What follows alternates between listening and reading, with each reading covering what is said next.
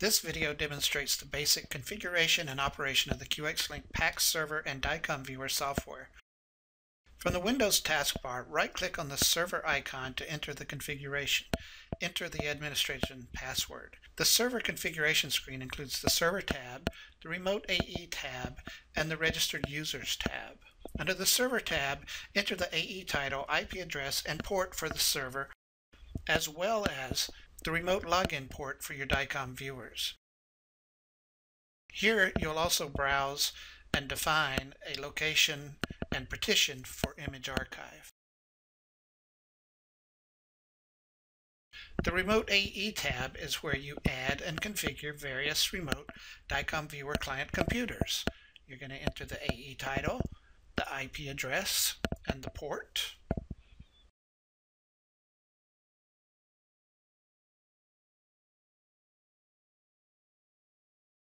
And the Registered Users tab is where you add usernames and passwords, and you set privileges such as radiologist for each username. With the server now configured, let's send a study from the database of prior patients to PAX. In this case, under the database, we'll query for John Brown's shoulder. When we send it to PAX, it loads the study into the queue.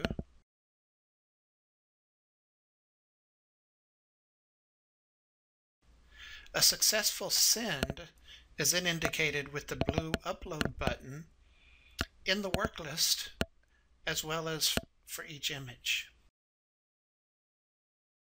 Let's view the queue under the Setting DICOM Queue tab, and we see that each image is indicated as done.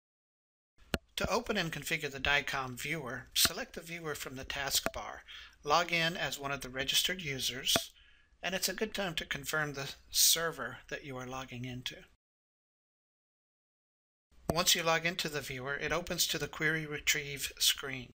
Note that the first time that you log in, we want to configure our setup. The configuration screen is where you define and select the currently selected server, in this case IP95, port 104. You also enter the remote client AE, IP, and port.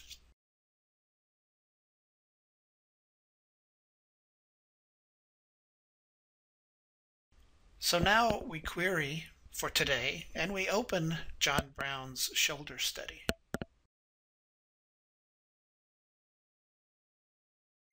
Opening the viewer, the images will open as stacked.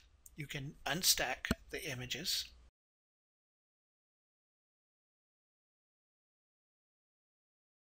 You can view this in a multi-format as for example, 4:1.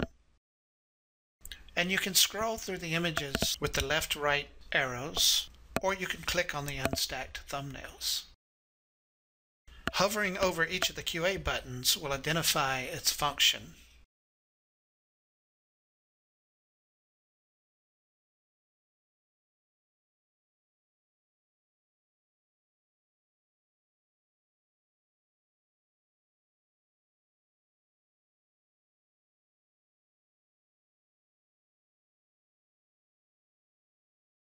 The I information button is your DICOM dump.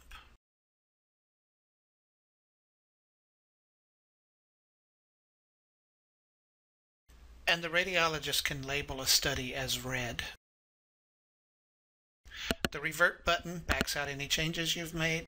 There's an import and export function.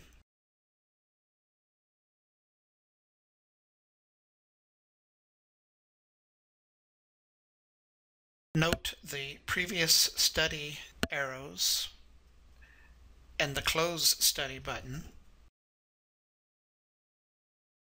We're going to go back to the Query Retrieve, and we're going to open another study. In this example, the 2-view knee.